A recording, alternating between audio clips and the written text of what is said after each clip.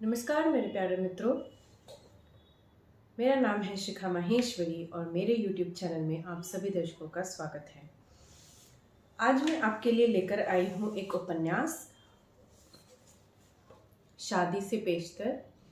यह उपन्यास शर्मिला बोहरा जी ने लिखा है और सन 2001 में राजकमल प्रकाशन से प्रकाशित हुआ है।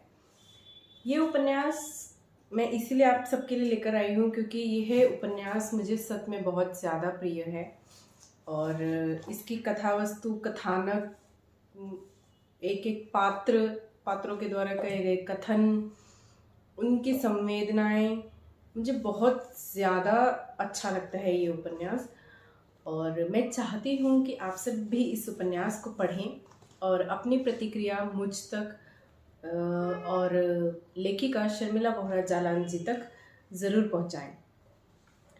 इस उपन्यास के बारे में मैं कहना चाहूँगी कि जो लेखिका ने इसमें वर्णन किया है वह पूर्णिमा नाम की एक मुख्य पात्रा है और शादी से पेशतर, मतलब पेशतर अर्थात पहले, शादी से पहले वो किन किन समस्याओं का या किन किन सामाजिक पारिवारिक परिस्थितियों का, मानसिक परिस्थितियों का वो किस तरीके से उनको झेलती है, या यूँ कह सकते हैं कि वो किस तरीके से उनका सामना करती है।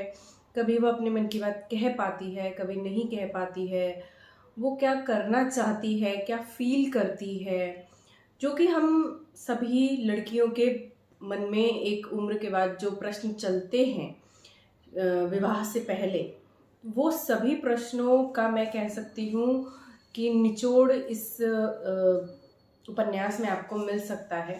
तो लेखिका ने पूर्णिमा के माध्यम से उन सभी लड़कियों के मन की बात को इस उपन्यास में कहा है।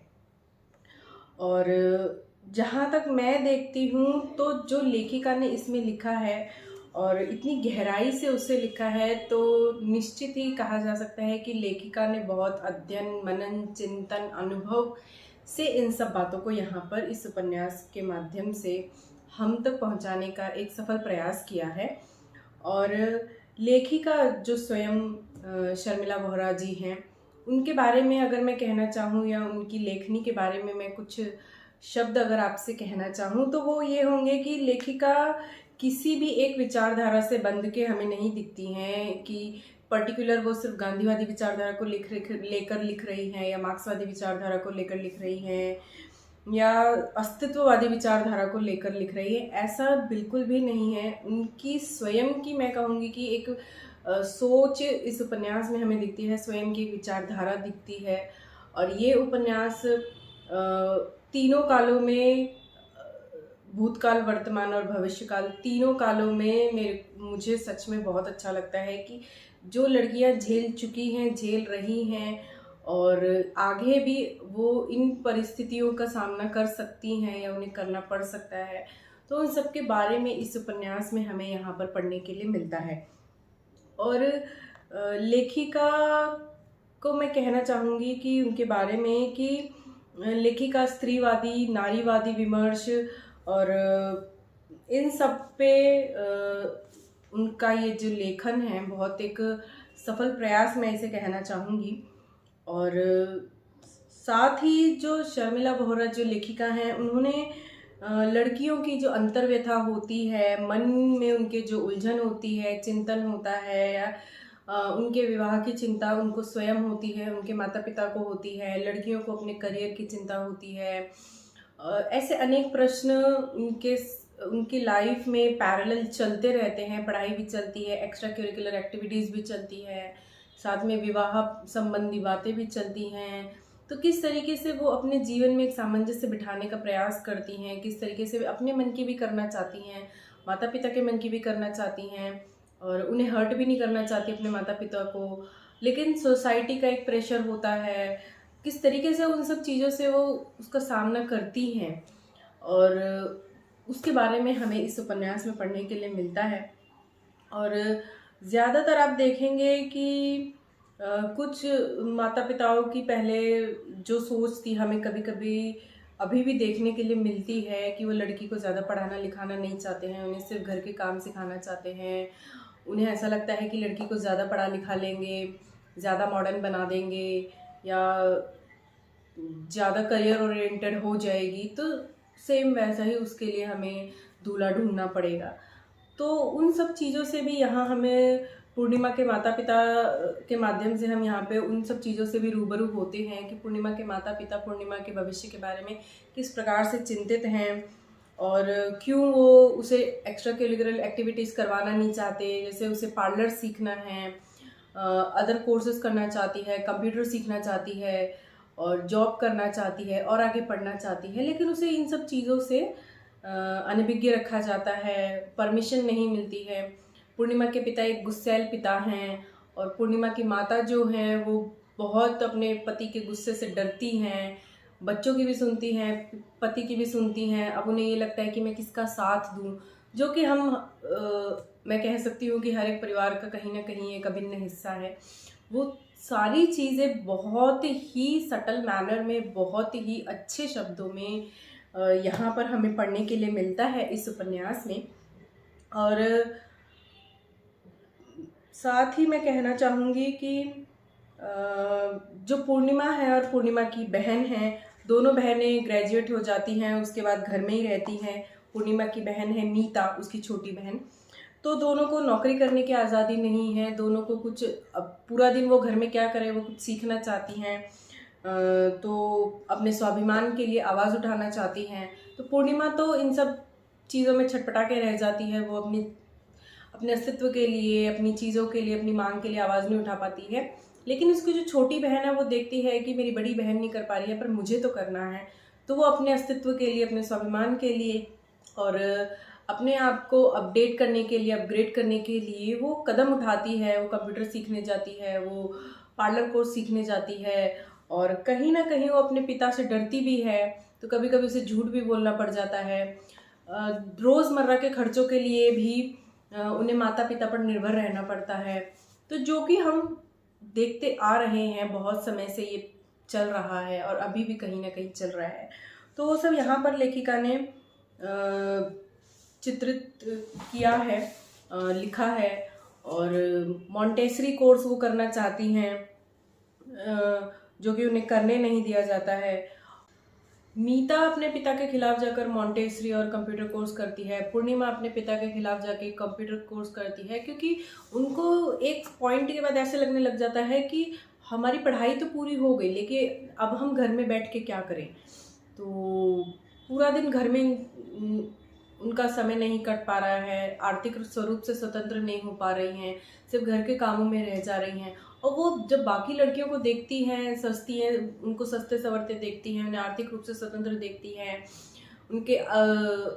उनका स्वाभिमान देखती हैं, तो उन्हें भी ऐसा लगता है कि जब ये इतने अच्छे से कर सकती हैं तो हम क्यों नहीं कर सकती हैं।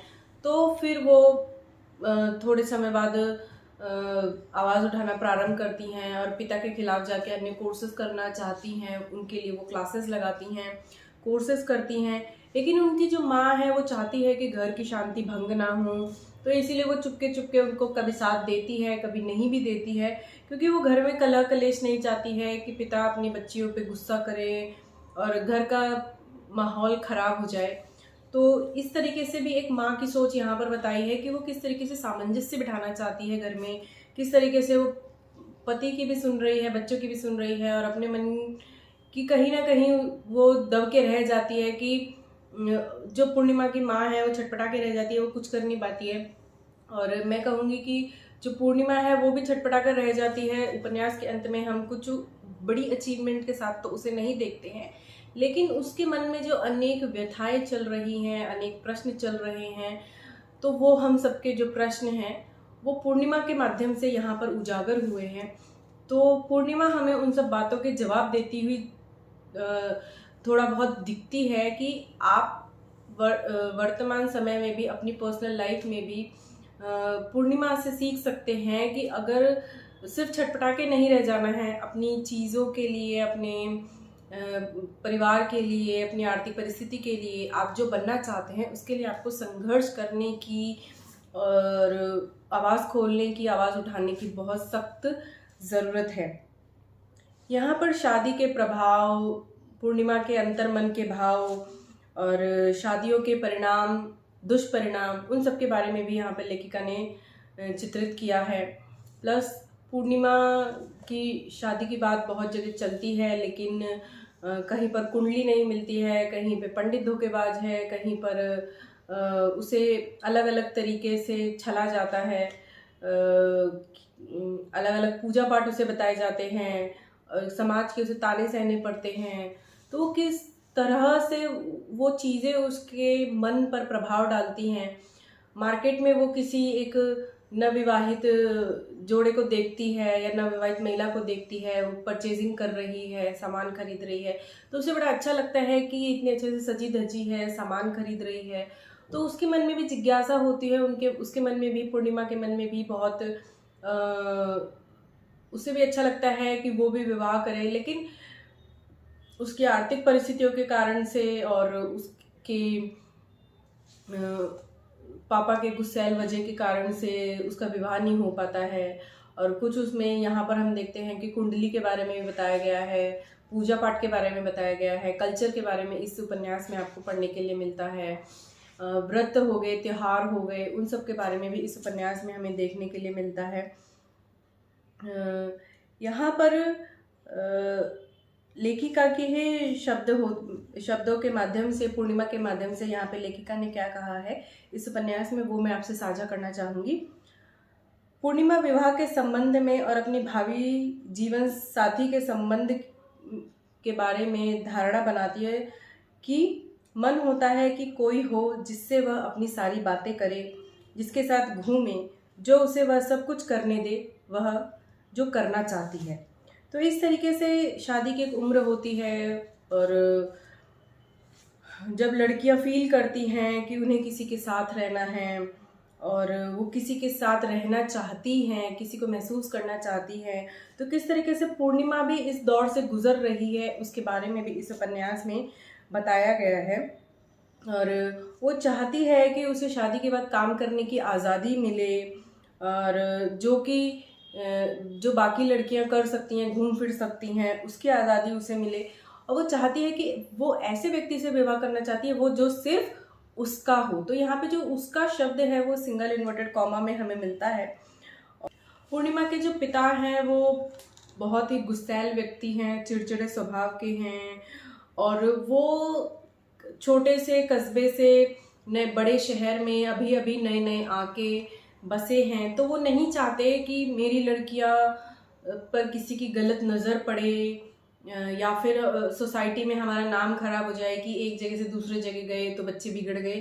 तो इस तरीके से उसके पिताजी के ऊपर भी बहुत सारा सोसाइटियल प्रेशर हमें दिखाई देता है, और जिसकी वजह से मैं ये कह सकती हूँ कि वो अपने बच्चों पर बहुत बंदिशें लगा देते हैं। घर से बाहर नहीं जाना है, ये नहीं खाना है, वो नहीं खाना है, इतना ही पैसे मिलेंगे, इतना ही खर्चा करना है, बहुत लिमिटेड चीज़ें उन्हें मिलती हैं। बट एक उम्र के बाद उन लड़कियों को भी लगता है, पूर्णिमा और मीता दोनों बहनों को, कि हमें एक्स्ट्रा खर्चे हैं हमारे, हम बाहर जाती हैं तो हमें कौन सी चॉकलेट खानी है, डेयरी मिल्क खानी है, और दोस्तों के साथ घूमना फिरना है, जिस तरीके से बाकी दोस्त शॉपिंग करते हैं हम भी वैसे शॉपिंग करना चाहते हैं। लेकिन वो सब चीज़ें इनके मन में हैं, लेकिन अपने पिता के गुस्से के कारण वो सब कर नहीं पाती हैं। तो जो वो एक बोल्डनेस है, वो बोल्डनेस जो इन लड़कियों में बोल्डनेस आनी चाहिए, मैं कह सकती हूँ, वो बोल्डनेस कहीं ना कहीं दब जाती है। और मीता ही है बस उपन्यास का एक पात्र जो थोड़ा बोल्ड बनने का प्रयास करती है, लेकिन वह भी कुछ ज़्यादा खास कर नहीं पाती है। तो इन दोनों पात्रों के माध्यम से हमें ये देखने मिलता है कि सीखने के लिए भी मिलता है कि अगर हम कुछ करना चाहते हैं तो वो हम कर सकते हैं, बट थोड़ा हमें बोल्ड होने की ज़रूरत पड़ेगी। प्लस फैमिली का भी अगर सपोर्ट मिलता रहे तो बहुत अच्छी बात है। और साथ ही साथ हम कुछ करना भी चाहते हैं तो हमें अपनी फैमिली को भी पूरी तरीके से दरकिनार नहीं कर देना चाहिए, उनकी भी सुननी चाहिए, उनका भी पक्ष समझना चाहिए। साथ ही हम ये भी देखते हैं कि CA, MBA, डॉक्टर, इंजीनियर और प्रोफेसर जो लड़कियां ही इतना सब पढ़ लेती हैं तो उनसे शादी के 2 साल बाद तक नौकरी करवाई जाती है, और उसके बाद उन्हें घर पे बिठा दिया जाता है और उनसे ये कह दिया जाता है कि तुम्हारी कमाई से ही थोड़े ना घर चलने वाला है। तो इसीलिए उन्हें हाउसवाइफ बनना पड़ता है, और ससुराल वालों का भी मानना है कि तुम्हारी कमाई से तो घर नहीं चलेगा, कमाई तो पति की कमाई से घर चलता है। तो ये सब प्रश्न भी हम यहाँ पर देखते हैं जो समाज में अभी भी विद्यमान हैं। तो वो लेखिका ने इतने साल पहले इस उपन्यास में वो सब प्रश्न यहाँ पर चित्रित किए थे। और साथ ही मैं ये भी कहना चाहूँगी कि लोग कहने के लिए आधुनिक हो गए हैं, लेकिन इनकी सोच अभी भी कहीं ना कहीं दकियानूसी है, और नारी को जो स्वतंत्रता मिलनी चाहिए वो नहीं मिल पाई है पूर्ण रूपेण। और नारी के मन में जो कहने के लिए या वो जो करना चाहती है वो अभी भी कहीं ना कहीं उसके मन में दब के रह जाता है। थोड़ी बहुत स्वतंत्रता मिली है, और कहीं कहीं हमें उच्च श्रृंखलता भी देखने के लिए मिलती है कि, और दूसरी जगह हमें ये भी देखने के लिए मिलता है कि बिल्कुल भी आज़ादी नहीं है। तो तीनों पक्ष हम इस वक्त समाज में देख रहे हैं, तो उसमें भी कहीं ना कहीं एक सामंजस्य की, एक तालमेल की और उन सब की बहुत सख्त हमें आवश्यकता है। इसमें लेखिका ने सामाजिक, पारिवारिक, धार्मिक सभी पक्षों, सभी पहलुओं को उठाया है। और बेसिकली ये जो उपन्यास है, इसकी जो पात्र हैं वो एक मारवाड़ी परिवार से संबंध रखते हैं। तो मारवाड़ी परिवार के त्योहार, व्रत, उपवास, पूजा पाठ, धर्म, उनकी सामाजिक परिस्थितियाँ, उनकी आर्थिक परिस्थितियाँ, उनके एक स्थान से दूसरे स्थान पर परिवर्तित होने की मुश्किलें, इन सब के बारे में भी इस उपन्यास में थोड़ी बहुत चर्चा की गई है। तो इसीलिए मैं ये अंत में मैं ये कह सकती हूँ कि जो लेखिका शर्मिला वोहरा जी हैं, उन्होंने इस उपन्यास के माध्यम से एक बदलाव की अपेक्षा चाही है, और वो चाहती हैं कि ये बदलाव समाज में एक बड़े स्तर पर हो। तो किस तरीके से इस बदलाव को लाया जा सकता है वो मीता के माध्यम से, पूर्णिमा के माध्यम से इस उपन्यास में बताया गया है। और साथ ही मैं लेखिका को बहुत बहुत शुभकामनाएं देना चाहूँगी कि उन्होंने इस उपन्यास के माध्यम से बहुत कुछ कहने का एक सफल प्रयास किया है।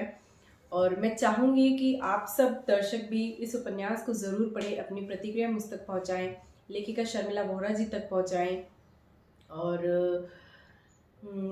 और भी किसी, अगर आपने कोई उपन्यास लिखा है तो भी आप उस उपन्यास की समीक्षा के लिए मेरे ईमेल आईडी पर कांटेक्ट कर सकते हैं। और ये वीडियो आपको कैसी लगी ज़रूर बताइएगा, ज़रूर अपने अनुभव मेरे चैनल पर शेयर कीजिएगा। फिर हम प्रस्तुत होंगे किसी दूसरे टॉपिक के साथ, किसी दूसरे नॉवल के साथ। तब तक पढ़ते रहिए। Till then, thank you, bye bye, नमस्ते।